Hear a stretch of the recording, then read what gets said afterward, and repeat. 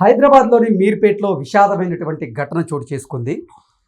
కట్టుకున్నటువంటి భార్యని అనుమానంతో భర్త అత్యంత కిరాతకంగా, క్రూరంగా, కర్కశంగా నరికి చంపి తరువాత శరీరాన్ని ముక్కలు ముక్కలుగా చేసి ప్రెషర్ కుక్కర్లో వేసి ఉడికించినటువంటి ఘటన కలిచివేస్తున్నటువంటి నేపథ్యంలో అసలు ఈ ఘటనలో ఏం జరిగింది అనేది పూర్తి స్థాయిలో మనం విశ్లేషణ చేసుకుందాం. ప్రస్తుతం మనతో పాటున్నారు ప్రముఖ సినీ క్రిటిక్ దాసరి విజ్ఞాన్ గారితో మాట్లాడు.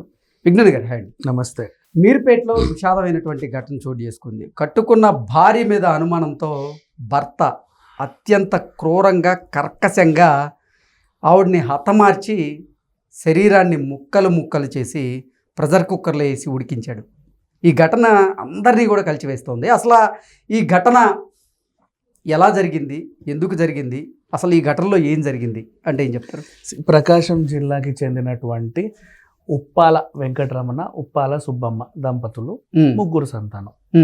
పెద్ద కూతురు వెంకట, ఇప్పుడు చనిపోయిన ఆవిడ మాధవి, వెంకట మాధవి. అందరికీ వెంకట వెంకట వెంకట పెట్టుకున్నాడు, అంటే తండ్రి పేర్లు వచ్చాయి. ఈవిడికి అక్కడ మంచి, అంటే పర్లేదు, కొద్దిగా గొప్ప మిడిల్ క్లాస్ అయినా పలుకుబడి ఉన్న ఫ్యామిలీయే. మంచి సంబంధం వచ్చింది, ఆర్మీ జవాన్ సంబంధం. సెంట్రల్ గవర్నమెంట్ జాబ్ కదా, ఆర్మీ జాబ్ కదా అని చెప్పి వీళ్ళు చేస్తే సరే అని చెప్పేసి మంచి ఖజానా ఇచ్చే చేయించుకున్నారు పెళ్ళి. బాగుంది. వీడేం చేశాడు, ఆర్మీలో ఉండి ఉండి ఉండి ఎప్పుడు అక్కడ కాన్సన్ట్రేషన్ తక్కువ, ఈవిడ మీద కాన్సన్ట్రేషన్ ఎక్కువ. మా ఆవిడ చాలా అందగత్తే, చాలా అందంగా ఉంటది, ఎవడో కన్ను ఆవిడ మీద పడ్డా, ఈవిడ కన్ను ఎవడి మీద పడ్డా పారిపోద్దేమో, వెళ్ళిపోద్దేమో. విన్నాడు ఫ్రెండ్స్ దగ్గర మాటలు, ఒరే ఒరే ఒరే మనం ఆర్మీలలో ఉంటాము, దేశం దాటి వెళ్తాము, పిల్లలు ఎవరితో పడితే వాళ్ళతో తిరుగుతారా అనేవి విన్నాడు. కాన్సన్ట్రేషన్ అంతా ఇంటి మీద పెట్టి అక్కడ వాలంటరీ రిటైర్మెంట్ తీసుకొని వచ్చాడు ఈవిని చూడడానికి. వాలంటరీ రిటైర్మెంట్ తీసుకుంటే ఇంత వస్తుంది, ఎంతో సొమ్ము. 39 ఏళ్ళే మళ్ళీ. అండ్ ఇక అది అంతే, ఇంకా దాన్ని చచ్చే వరకు తరిగే వరకు నువ్వేం సంపాదించుకొని తినలేవు దాన్ని. పిల్లలు ఉన్నారు ఇద్దరు, 10th క్లాస్ 10 years పాప, 7 years బాబు. వీళ్ళని పెంచాలి, ఆవిడని చూసుకోవాలి, ఇల్లు సంసారం సాగాలి అంటే కుదరదు. ఇక్కడ హైదరాబాద్లో మీర్పేట దగ్గర జిల్లెలగూడ, న్యూ వెంకటేశ్వర కాలనీ. ఇది ఎక్కడంటే నీకు బాలాపూర్ లడ్డు తెలుసా, ఆ ఏరియా, వండర్లా ఆ రోడ్డు. సో అక్కడ రెంట్కుంటున్నారు. మరి అక్కడ నుంచి వచ్చిన తర్వాత, ఆర్మీ అయి వచ్చిన తర్వాత ఎక్కడో దగ్గర జాబ్ చేయాలి, ఏదో ఉండాలి కదా. డిఆర్డిఓ ఉంది, డిఫెన్స్కి సంబంధించిందే అది. డిఆర్డిఓలో అవుట్ సోర్సింగ్ పద్ధతిలో కొంతమంది తీసుకుంటున్నారంట అని తెలిసే వీడు అరే మన ఆర్మీ ఎక్స్ వాళ్ళు ఉన్నాడు పెట్టుకుందామంటే ఈయనని పెట్టుకున్నారు. బయట వాళ్ళకి ఇవ్వరు, డిఫెన్స్ వాళ్ళ అవకాశాలు ఆర్మీ వాళ్ళకే ఇస్తారు. పైగా వీడికి ఒక అడ్వాంటేజ్, ఆర్మీ కార్డు అది కూడా ఉంటుంది, సరుకులు గిరుకులు తెచ్చుకునేవి. ఈ డిఆర్డిఓలో జాబ్ చేస్తా ఇప్పుడు వీడు సంపాదించే సంపాదన వాడి నాలుగు గీసుకోవడానికే సరిపోదు, పిల్లల్ని పెంచాలి, ఏదో చెయ్యాలా. వీడు వాలంటరీ రిటైర్మెంట్ తీసుకున్న పాపానికి కొన్ని డబ్బులు వచ్చాయి కదా, పాప మా ఇంటి ఇళ్ళలో ఏం చేస్తుందంటే దాన్నే పొదుపుగా వాడడం నేర్చుకుంది. ఆవిడకి టైంకి అడ్వాంటేజ్గా దొరికిన ఆయుధం ఏంటంటే మన రేవంత్ రెడ్డి గారు ప్రవేశపెట్టిన ఫ్రీ బస్. ఇప్పుడు ఫర్ ఎగ్జాంపుల్ మన ఇంటి దగ్గరికి వెళ్ళే సంతలలో, సూపర్ మార్కెట్లో 500 పెడితే ఆ పూటకు సరిపడే కూరగాయలన్నీ వస్తాయో రావో తెలియని పరిస్థితి. అదే నువ్వు గుడిమల్కాపూర్ లాంటి మార్కెట్కి వెళ్తే నీకు ఫ్రిడ్జ్ నిండిపోతుంది 500కి, వారానికి సరిపడా సరుకులు వస్తాయి, కూరగాయలు. అలా బస్సు ఫ్రీ కాబట్టి ఏదన్నా చిల్లా చితక వస్తువులు కావాలంటే బేగంపేట వరకు బేగం బజార్కి వెళ్ళడం, సిద్దంబర్ బజార్కి వెళ్ళడం, ఇలా ఉండింది. పైకి ఇంకోటి ఈవిడ ఉన్న ఏరియా మీర్పేట అన్నాను కదా, సాగర్ రింగ్ రోడ్, అక్కడ నుంచి LB Nagar ring road, next Uppal ring road. వీళ్ళ అమ్మ నాన్న కూడా ఉప్పల్ దగ్గరకు వచ్చి స్థిరపడి ఉన్నారు అక్కడే. ఓకే. సో తల్లిదండ్రుల్ని కలవడానికి కూడా ఫ్రీ బస్ ఉపయోగపడింది. ఇప్పుడు వీడికి అనుమానం మొదలైంది. ఎలా అంటే ఇంతకు ముందు ఎప్పుడూ లేని విధంగా ఈ మధ్య తెగ తిరిగేస్తుంది బయట. అడిగినప్పుడల్లా ఏదో ఒకటి పట్టుకొచ్చి ఇది కొనడానికి వెళ్ళా, అది కొనడానికి వెళ్ళా అంటుంది. కామనే. ఇప్పుడు for example Uppal ring road పక్కన ఇప్పుడు ఇంటింటికి రోళ్ళు దంచే రోలు కావాలనుకో నీకు, ఉప్పల్ నుంచి బోడుపల్లి దారిలో రోడ్డు మీదే ఉంటాయి, అవి 200-300కి వచ్చేస్తాయి. అదే నెత్తి మీద పెట్టుకొని అమ్మే వాళ్ళు ఏంటి, ఇంటికి వచ్చే వాళ్ళు 1000-1500 అడుగుతారు. తక్కువకి వస్తే కొంటాంగా, బస్సు ఫ్రీ పెట్టుకొని వస్తే ఇంటి దగ్గర తిప్పుకోవచ్చు.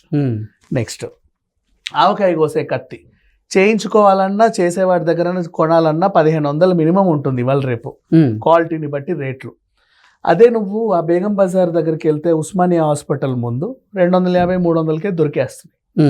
నెక్స్ట్ మనం రోడ్డు మీద ప్లాస్టిక్ కుర్చీలు అవన్నీ పెట్టేవి చూస్తాం కదా, బ్లాక్ కలర్ టబ్బులు, అవన్నీ 100 ఆ టబ్బు, ఇంత టబ్బు ఉంటుంది 100. అదే నువ్వు బిగ్ బజార్లో కొనాలంటే 750-850,000. ఇలా ఎక్స్ప్లోర్ చేస్తుంది ఈ ఇల్లాలు. ఎక్స్ప్లోర్ చేసినప్పుడల్లా ఎక్కడ ఏది తక్కువ కనబడ్డా కొనుక్కుంటుంది. చక్క ఇప్పుడు చపాతీ మేకర్ 150-100కి ఎక్కడన్నా దొరికితే కొంటావుగా. ఇలాంటి వస్తువులన్నీ చక్క అడిగినప్పుడల్లా మొగుడు ఎక్కడికి వెళ్ళావు, ఇది కొనడానికి వెళ్ళానండి వచ్చాను. లేదు ఇది ఎక్కడికో వెళ్తుంది, ఎవరితోనో తిరుగుతుంది, నాకు చెప్పట్లేదు అన్నట్టు అనుమానం పెంచుకున్నాడు. ఆ రోజు వాదన, నువ్వు నిజం చెప్పు. లేదండి బాబు, ట్రాఫిక్ జామ్ అయింది. మన ఊరు ఏది డైరెక్ట్ బస్సు ఉండేది కాదు కదా, ఎల్బీ నగర్, దిల్సుఖ్ నగర్ లాంటి మెయిన్ పాయింట్ కాదు. న్యూ జిల్లాలు కూడా, అందులోనూ వెంకటేశ్వర కాలనీ ఈడి దాకా వచ్చే బస్సు ఏ బడంగపేటకో ఎటో పోయే బస్సులు వస్తాయి, రేర్. అది వచ్చేవరకు ఆగాల. సో నాకు కొంచెం లేట్ అవుతుందండి, ఎల్బీ నగర్ వరకు టైంకే వచ్చానని ఈవిడ చెప్పుకుంటారు. కానీ వాడు నాట్ సాటిస్ఫైడ్. ఇలా ప్రతిసారి వేధించుకు తినేవాడు, ఎటు పడితే అటు కొట్టేవాడు, తొక్కేవాడు, ఇష్టం ఉన్నట్టు వాదన. భరించింది, ఎదురు తిరగడం స్టార్ట్ చేసింది. ఏంటి నీకోసం నేను ఇంత చేస్తుంటే పిచ్చిగా ఉందా, పిల్లలు ఎదుగుతుంటే నన్ను ఇట్లా కొడుతున్నా, వాళ్ళు డిస్టర్బ్ అవుతారు, ఇష్టం లేకపోతే విడిపో, మా పుట్టింటికి వెళ్ళిపోతా అని ఎదురు తిరగడం స్టార్ట్ చేసింది. ఓకే, ఎవరినో చూసుకొని ఇది బాగా రెచ్చిపోతుంది అని అనుకున్నాడు, చంపేద్దాం అనుకున్నాడు. మరి ఆ మైండ్కి ఏమనిపించిందో తెలియదు. పిల్లలిద్దరిని అత్తమామల ఇంటికి పంపాడు, ఉప్పలేగా పండక్కి. ఈమెకి ఏం చేశాడు, దాదా సినిమాకి వెళ్దాం అనగానే పిచ్చిది తయారైంది. నువ్వు సంవత్సరం అంతా కొట్టిన కొట్టుడు ఒక్క ప్రేమ మాటతో పడిపోయింది, మర్చిపోయింది. అంతేలే, వీళ్ళు మొగుడు ఒక్కసారి ప్రేమ పిలిచాడంటే మర్చిపోతారు అందరు, అలా మర్చిపోయింది. అయ్యో మా ఆయన నన్ను సినిమాకి తీసుకెళ్తానని ఎంత సంతోషమో. రోజు పడుకునేటప్పుడు వీడు ఏం చేస్తాడో అని భయంగా పడుకునేది, ఆ రోజు తృప్తిగా పడుకుంటది, బా మా ఆయన మారిపోయాడు మంచోడు అని. సంక్రాంతికి వస్తున్నాం సినిమా చూపించాడు, నవ్వుకుంటూ ఇంటికి వచ్చింది హ్యాపీగా. వాడికి అండ్ ఈవిడ ఫ్రీ బస్సు పుణ్యమా అని చెప్పేసి వీళ్ళకి ఇప్పుడు కందిపప్పు బయట 250, ఈ ఆర్మీ వాళ్ళకి 150-100కే ఇస్తారు, పైగా ప్యూర్ క్వాలిటీ సరుకులు ఈ కార్డు మీద తెచ్చుకోవచ్చు కదా డిఫెన్స్ ఏరియాలలో. మందు కూడా వాళ్ళకి క్వాలిటీది వస్తుంది. ఆ మందు తెచ్చి పోసింది, వీడు హ్యాపీగా తాగాడు, నాన్ వెజ్ వండింది తిన్నాడు, పడుకున్నాడు.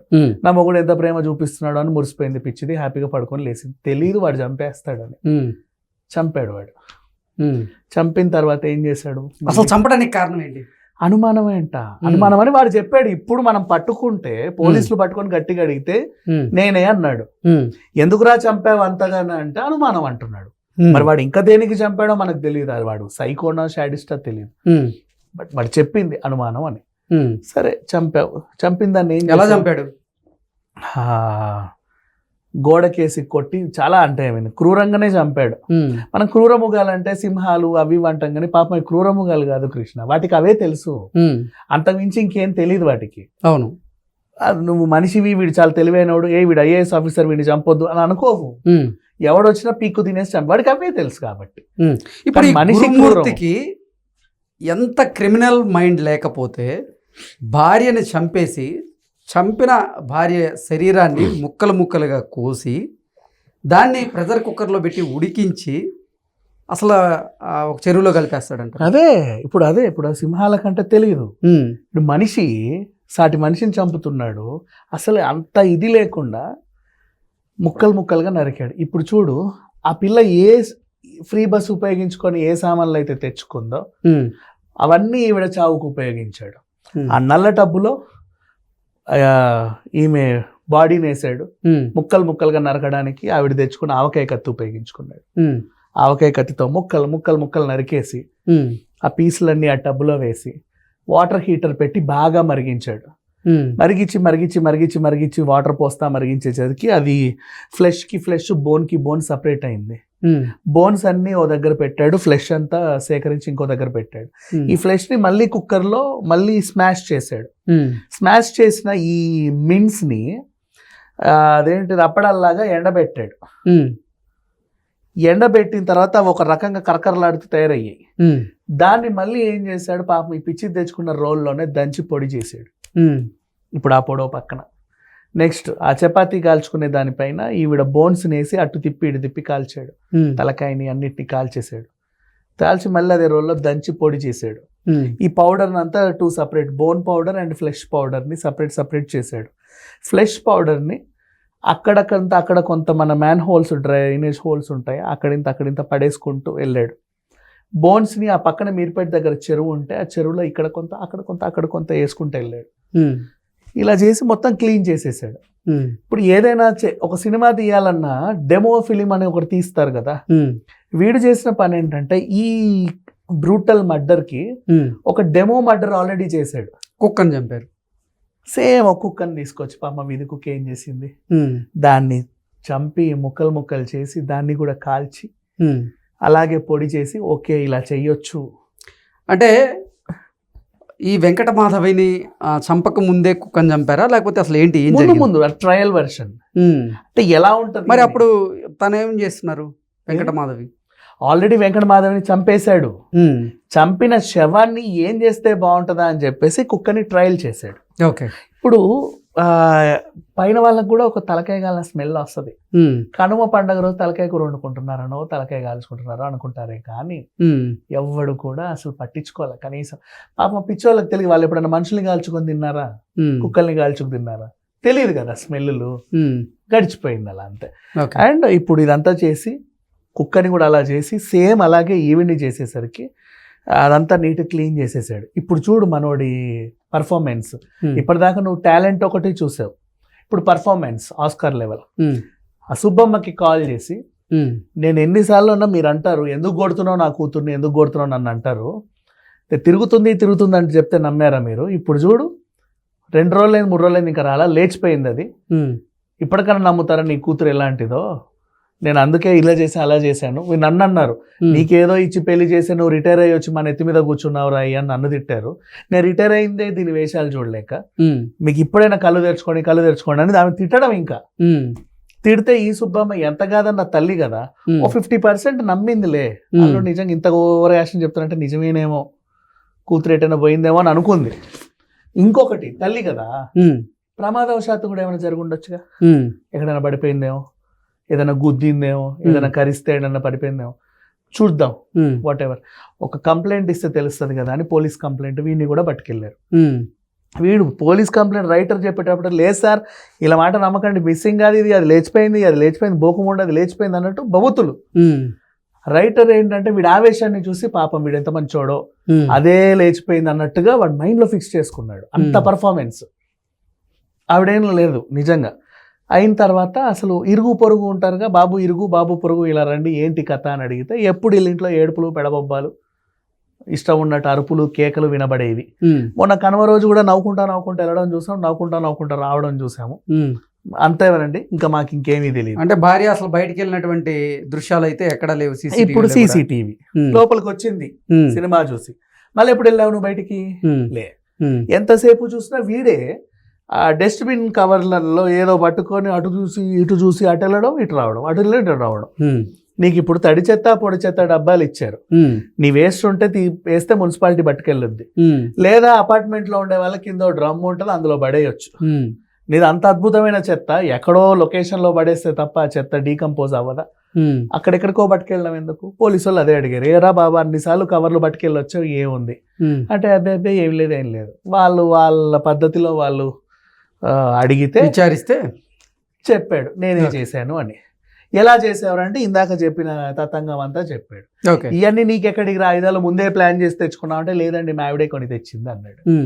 ఆ పిచ్చిది పాపం కొనింది అంటే ఎక్కడికో వెళ్తే ఎవరికైనా మహిళలకు ఉంటది కదా కృష్ణ, నార్మల్ గా ఏమైనా తక్కువ అంటే ఇంట్లో వంట చేసే సామాన్లు ఆవిడ తెస్తే ఆ వంట చేసే సామాన్లతో హత్య చేసి ఆవిడని అసలు ₹1 లేకుండా చేసేసారు. ఇప్పుడు పోలీసులకి తలలు పట్టుకునే పరిస్థితికి వచ్చింది. ఇంత చేసినోడికి ఎంత శిక్ష పడాలి? కానీ పడదు.